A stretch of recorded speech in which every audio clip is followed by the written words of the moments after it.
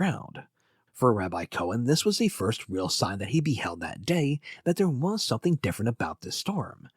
Typically, you see, the residents of Galveston took the flooding they regularly experienced in stride, yet here were people actively fleeing for safety. Seeing this, the good rabbi, upon arriving home, grabbed as many blankets and umbrellas as he could find and began handing them out to the poor, desperate people passing by, focusing as he did especially on mothers, young children, and the elderly. Cohen's wife, meanwhile, upon seeing what her husband was doing, joined in, as she grabbed a bag of apples which she handed out to the young children who were being pelted by the heavy wind-driven rain as they marched down the street. Yet as these people marched on, the rabbi and his family decided to remain where they were, figuring themselves safe.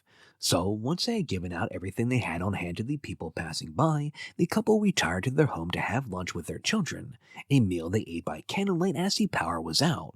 Following which, the rabbi walked to his front door to see how things were going outside, at which point he could have sworn he could see the water rising. Indeed, when he checked back a few minutes later, the water was already covering the first step of his home. Rabbi Cohen and his wife then focused on keeping their children calm, even as the heavy wind gusts started causing some plaster to fall from their walls. Now, Dr. Samuel Young, the secretary of the Cotton Exchange, unlike most of the people of Galveston, had for the past week been paying close attention to the weather, as he periodically dropped in at the local Weather Bureau office in the Levi building downtown to get the latest information. Young, you see, was paying particular attention to the reports that a tropical cyclone had formed in the Caribbean. Indeed, as he looked at the reports coming out of Key West, Florida, he was convinced that there was obviously a cyclonic disturbance out there based upon the wind reports and the barometer drops. This despite the fact that the Weather Bureau itself made no such declarations.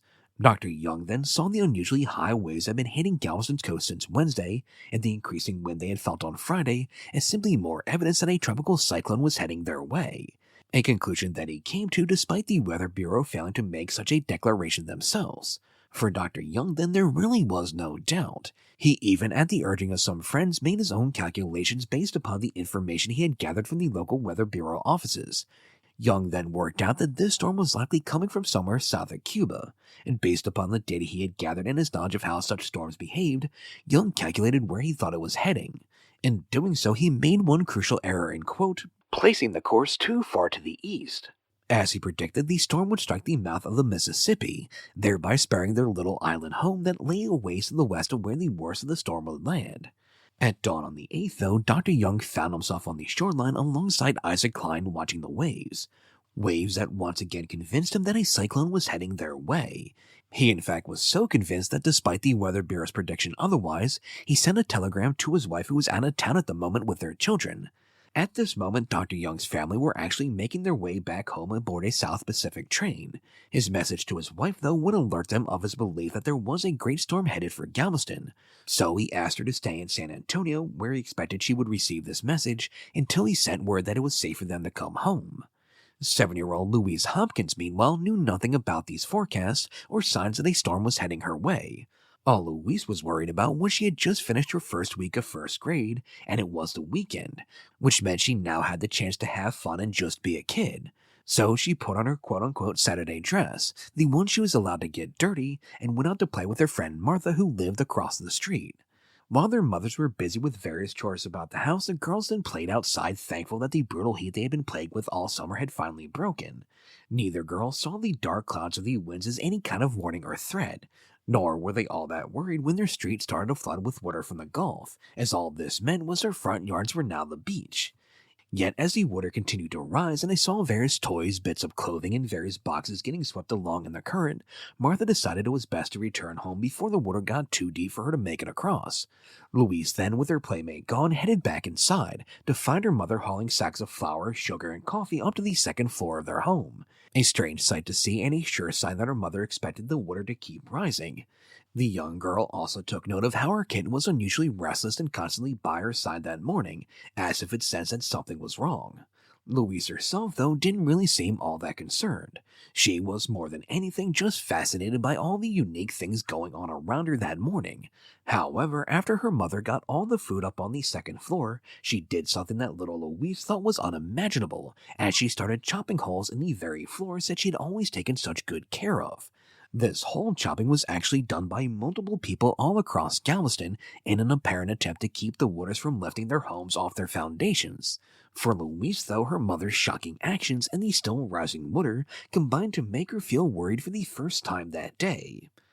Elsewhere in town, attorney Clarence Houth departed from his two-story home that sat 3 blocks from the beach as he headed into work. Under different circumstances, Clarence might have stayed home this day, but he had missed work the previous day to take care of his very pregnant wife, who had apparently given birth that very night. Now that his wife and their newborn baby were resting comfortably, though, Clarence thought it best that he at least put in an appearance at the office. As he left home that morning, though, water from the Gulf was already beginning to creep up around his and his neighbors' homes. As it did, the attorney couldn't help but notice how outside the flimsier-looking structures in the neighborhood, families were visibly packing up and preparing to move. Yet, while he noticed them, Clarence was not worried by their actions, as he figured they had to be vacationers, as long-term residents of Galveston all knew just how harmless the Gulf really was. Sure, the area flooded from time to time, but it was never anything more than an annoyance. Indeed, they all had their homes raised up specifically to spare themselves from such occasional annoyances. Meanwhile, sitting nearly on the beach was Lucas Terrace, a two-winged apartment building built by an English brick mason. One wing of the structure faced the east while the other the south, and it was, like many of the other buildings in Galveston, raised up 2 feet to avoid flooding issues. Which is important to note, as even before noon that Saturday, the entire structure was surrounded by water. As the water rose, and a number of people who lived nearby and were less sure about their own homes took shelter in the Lucas Terrace, joining the likes of a young schoolteacher named Daisy Thorne, who already lived there. For those who managed to make it inside by 10 a.m., their decision seemed like a good one, as by that point, no vehicle could make the trip through the deep waters to reach their side of the island. Daisy, our young schoolteacher, then looked to aid her stranded neighbors, many of whom had not had time to cook breakfast before seeking shelter in the terrace. Daisy then cooked up some biscuits and brewed coffee for them on her wood stove. Daisy, in fact, was so concerned with making sure that all these people were fed and taken care of that she even passed up on an offer made by some Galveston policemen to take her and her relatives downtown for what passed for higher ground. Plus, she was also confident that they would all be safe there. The Lucas Terrace was a sturdy structure after all. Another sturdy structure was the Port Boulevard Lighthouse, which sat not on Galveston Island, but on the tip of the Boulevard Peninsula, which jutted out from the mainland toward Galveston. Indeed, it was here where at least some of the trains headed for the island came to. One train out of Beaumont, Texas around noon arrived on the peninsula, where its passengers were supposed to be taken over by ferry to the island. Among these passengers was one John H. Poe, a member of the Louisiana Board of Education, who was headed for Galveston on business. Yet, as Poe and the others watched, the ferry that was supposed to take them across the channel failed time and again to compensate for the powerful winds that were buffeting it as it tried to come into the pier. Then, after multiple tries, the ferry captain just seemingly gave up and turned back, a sight that was quite unnerving to those ashore, as this was simply not something that ever happened. The train conductor at this point ordered the train to return to Beaumont. As they did, though, they found the tracks were flooded, and so they ordered the train to halt, which left the passengers with 2 choices: stick with the train or dash the 1/4 mile to the nearby lighthouse. 85 of the passengers then opted to stick with the train, figuring that its size and weight would be more than enough to weather whatever the storm had in store for them. Poe and 9 others, though, thought better of such a course and instead made a run for the lighthouse. After all, the train car Poe had been sitting in had already begun to shake from the powerful winds, and he could plainly see how rapidly the water was rising from both the peninsula's northern and southern shores. Once inside the lighthouse, Poe and the other passengers found some 200 individuals who lived nearby and who had a similar idea to flee for the apparent safety the lighthouse provided. It was, after all, the closest thing they had to high ground for miles. Indeed, many of these people had first fled to the safety of the home of lighthouse keeper H.C. Claiborne, but the water there had quickly risen to the point that they no longer felt safe there, and so they ran a line between the home and the lighthouse, which the men then held on to as they carried the women and children from the house to the lighthouse so they wouldn't get washed away or drowned in the dangerous waters. Indeed, the waters here were rising so quickly that Poe and his fellow passengers were actually the last to make it safely inside before the rising sea blocked any further entry. As these 200-plus souls sheltered inside, with each passing hour they had to move higher and higher in the structure, crowding together as they did due to the water level continuing to rise. during which time they also heard what sounded like explosions, which they would eventually realize was coming from the soldiers at Fort San Jacinto who had taken to firing some of their heavy cannons in an attempt to signal for help. Meanwhile, a little ways down the island at Fort Crockett, a somewhat different scene was playing out. You see, Captain Rafferty, who was in charge of the soldiers manning Fort Crockett's guns, upon seeing the rising water, recognized the danger it presented. So he ordered his men to fetch his wife and children, planning to place them in the still room that sat beneath the guns, which he believed would keep them safe. At the same time, the captain also ordered his men to evacuate their barracks, as he recognized those structures would offer them no protection from the rising tide. So, as the captain and his family sheltered inside the still room, 31 of the artillerymen set off for the Denver resurvey school, which lay several blocks away. Now, 3 of these men would drown along the way to their destination, but they fared quite a bit better than the 12 men who had opted to remain in the barracks, since the structure, as predicted, did not stand up for long to the might of the storm and collapsed. In doing so, 7 of the 12 were swept away, while the others only managed to survive by clinging onto the wreckage. As for the train that John H. Poe and the other passengers had left behind to flee to the lighthouse, it seems to have attempted to make its escape despite or because of the worsening conditions. Regardless, none of the 85 passengers who had opted to remain on board would survive whatever it was that finally destroyed the train. Meanwhile, back in Galveston proper come noon, a number of those men who had gone to work downtown took a break from their jobs to visit one of the various restaurants and diners to grab something for lunch. As they did, these businessmen typically pretended to be unconcerned about the worsening storm outside. One location where such gatherings were taking place was Ritter's Cafe and Saloon on Mechanic Street. 13 men had taken shelter inside to have their midday meal when a powerful wind gust took the roof off the building. When it did, the powerful winds flooded the structure's second floor, and in doing so apparently pushed its walls outward to the point that the beams holding up the second floor of the building slipped.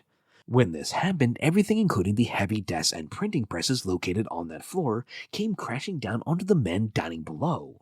5 men would die instantly due to this collapse, while some others had enough warning from the terrible sounds overhead to dive for safety under the heavy oak bar, thereby sparing themselves from the worst of the destruction.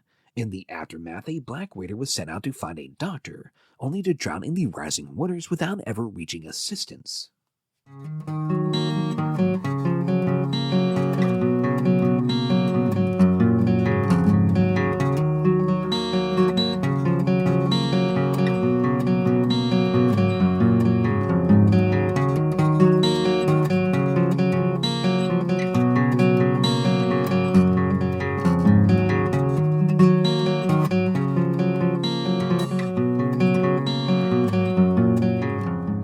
Attorney Clarence Houth had actually had his lunch at Ritter's Cafe before the disaster took place, and had then left to return home after hearing reports of high water near his home.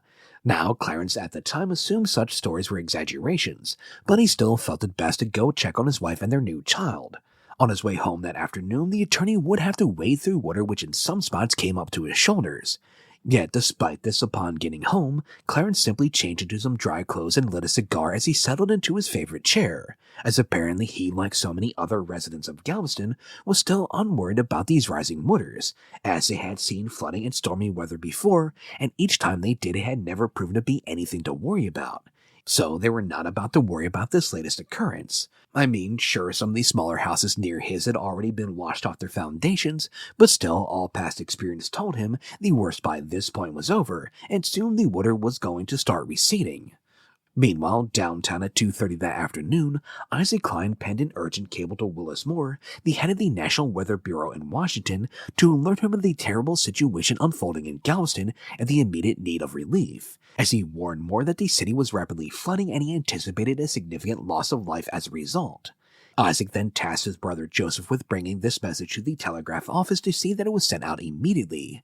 As Joseph made his way there, he would discover firsthand how bad the flooding was getting, as he saw that the large wooden blocks which had formerly paved the streets in Galveston's business section were now floating.